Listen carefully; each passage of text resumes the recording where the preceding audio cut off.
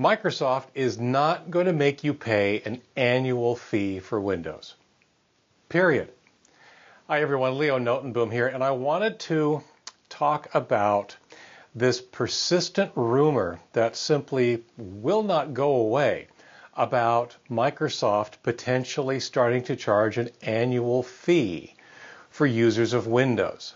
It's not going to happen, and I want to explain to you how it came to be, why I feel that way, how Microsoft has made the problem worse, and basically what you should do. The short version on that is nothing. Keep on keeping on. So one of the things that's happened is that a lot of what I believe are, well, I end up classifying them as trolls and Microsoft haters, have latched onto this concept, this rumor, that Microsoft is supposedly going to start charging an annual subscription fee for Windows at some point in the future. Like I said, and I'll say it several times today, it's not going to happen. There's no proof that anything like that is actually in the cards. There have been a lot of words associated with it, a lot of miscommunication. Microsoft has been fairly consistently poor about their messaging and their approach to getting Windows 10 out, and this is another case of that. Here's what happened. Back a couple years ago now, or a year and a half almost, when Windows 10 was initially released or announced somewhere in there, a Microsoft person used the phrase software as a service. Now, what they meant by that, I believe, is how software is delivered to the user. We all use services all the time online and elsewhere. Some of them get paid by a subscription fee, some do not. Now, what's confusing about this, of course, is that the software as a service model that they're talking about with Windows really boils down to, well, delivering your updates and your major updates online by downloads. It's an online service. They're slowly switching it to be an online service. The confusing part, of course, is that isn't that what Windows has kind of sort of always been, or at least has been for the past 5 or 10 years. All of your updates and even your major updates like service packs have been coming down via your online, your internet connection. So that's a little confusing to begin with. Microsoft is moving more in that direction to deliver more and more updates, more and more continuous updates, more and more stability and improvements through the online update mechanism. And that's really all they were talking about. That's really all they meant to imply. Unfortunately, many people took this software as a service statement as some kind of implication that Microsoft was planning on charging a recurring fee, like every month or every year, because so many other online services do exactly that. Microsoft isn't going to do that. Not for the consumer market. That's not something they ever stated they were going to do. There are zero data points that says they have any plans to do that at any time.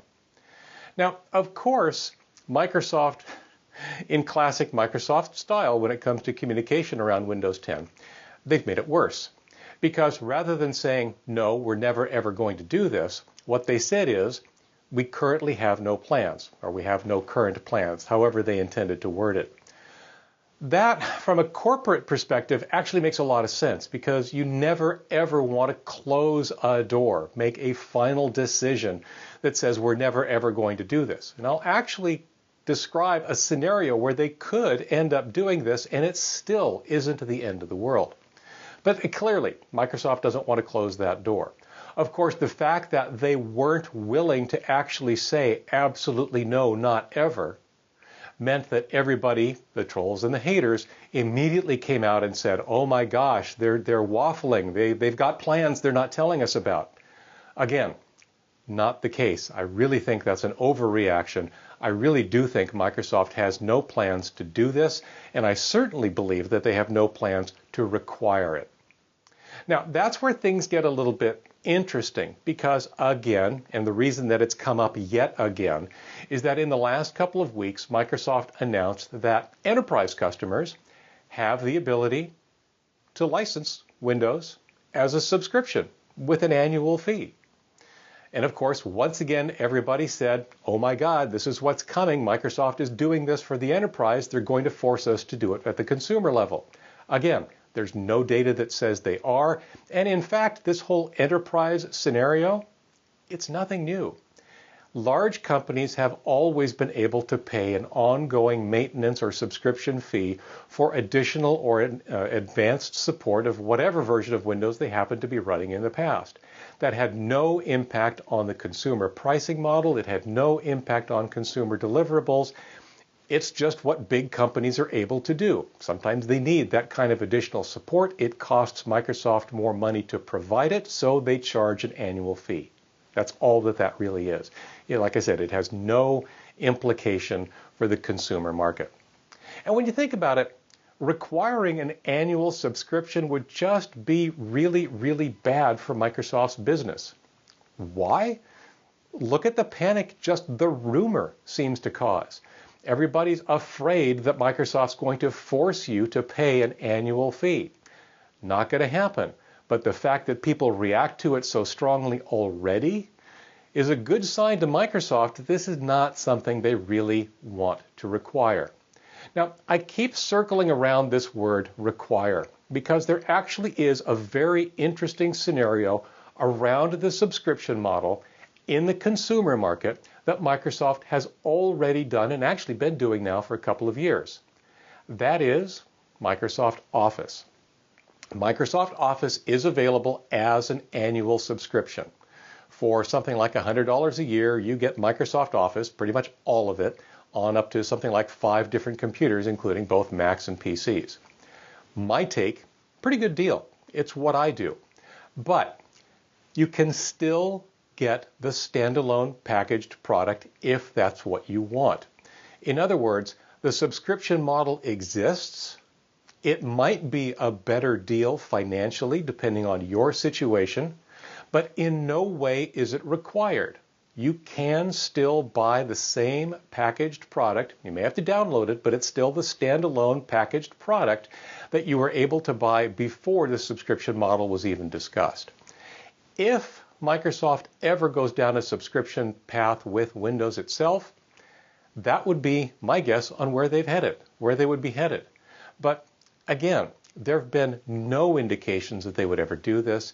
It really doesn't make a whole lot of sense from a business perspective. It's the Windows ecosystem that many people keep saying is where Microsoft really makes their money. They have the opportunity to really get Windows out around the planet, and putting barriers in the way, like an annual subscription, would just be counterproductive to those ends.